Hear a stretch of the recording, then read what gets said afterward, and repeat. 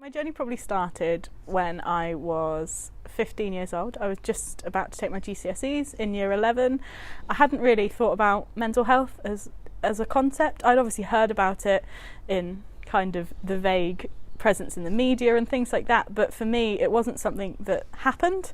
I hadn't had any family members affected by it, it wasn't talked about, so it wasn't until I got quite unwell that I managed to identify that there was something wrong. For me, it had just been exam stress, and that's what everyone kept telling me was happening.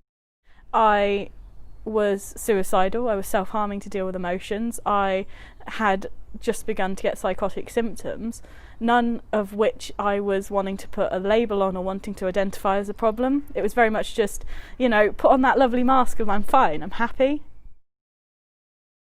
I eventually got to the point where I was wanting to die every day. I had plans, I was self-harming just to get through a school day. I, was seeing things out the corner of my eye that no one else would see. I'd become very paranoid. I decided that I was going to go and see a GP. I was going to make people listen. I couldn't keep living like this. And I knew that if I didn't get help then, I'd probably have taken my life because I didn't know what else. There was no other answer. So I went to the GP and I sat down in front of him and I said, I don't want to be here. I don't want to be alive. I self-harm. I don't feel right. I remember being in tears for the first time over it, and he was really, really shocked because I think he was expecting me to have like a cold and I'd come in here with this really honest and really raw portrayal of what was happening. And if you know anything about CAMHS waiting lists, you'll know that the fact I got seen within a week, it's pretty good. So I must have been quite ill with what I was saying. I've tried to kill myself so many times I've lost count in so many different ways, so I couldn't even tell you when the first time I'd swallowed razor blades was, or tried to hang myself, or how many pills I've taken over the years. And that's really disturbing. That's really sad in a way. I'm only 22 and this was from the age of 15 till about 20.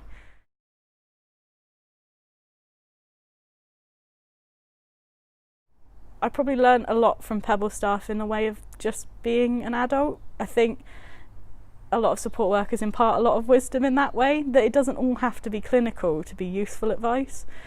And I think I forgot that a lot and rebelled a lot because I was expecting to be fixed, and actually it was all about me as a person needing to find these answers and these solutions and be confident enough to do them. At the end of the day, I wouldn't be alive if I hadn't come here. I wouldn't be alive if I hadn't been sectioned. I wouldn't be alive if I hadn't first gone and got that appointment. I wouldn't be alive if I hadn't taken medication. I wouldn't be alive if I hadn't done all those difficult things that I perhaps wouldn't want to do in that ideal world.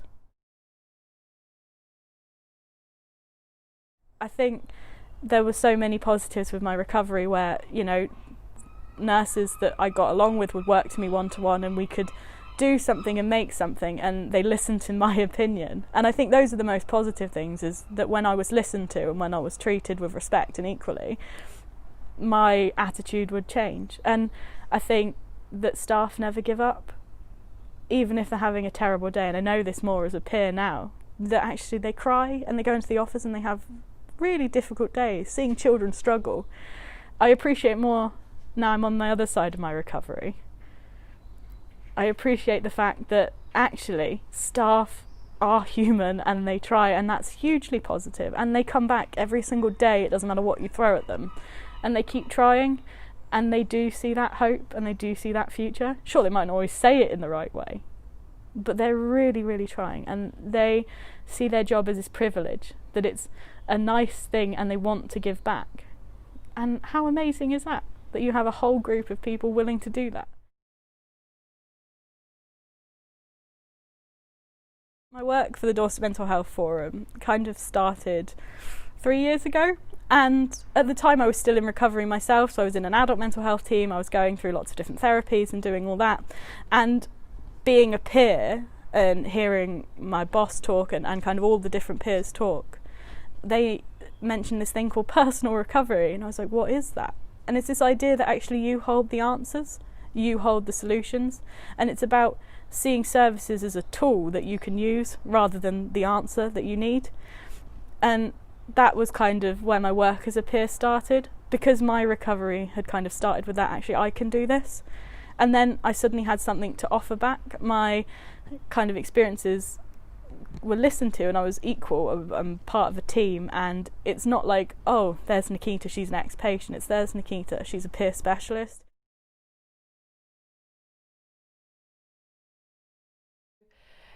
It's around other young people seeing that hope. They see Nikita, they see what she does now, and for them that engenders hope for the future, because she's been where they are now. She's sat in those seats, and she's experienced the situation that they're in terms of all their control being taken away from them, having to stay someone, being scared and frightened and really unwell.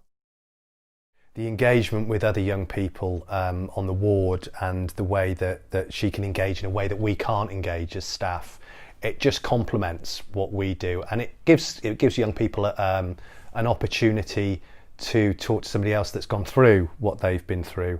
And like I say, Nikita's been inpatient, she's worked with community CAMs, she's been to a psychiatric intensive care unit, so she has such a broad experience of accessing services that she really can sort of operate and work with young people and share her range of experiences in a way that none of us can do that. And I think where we get young people that come onto the ward that are really difficult to reach, they're really difficult to engage with, it's another intervention that we can offer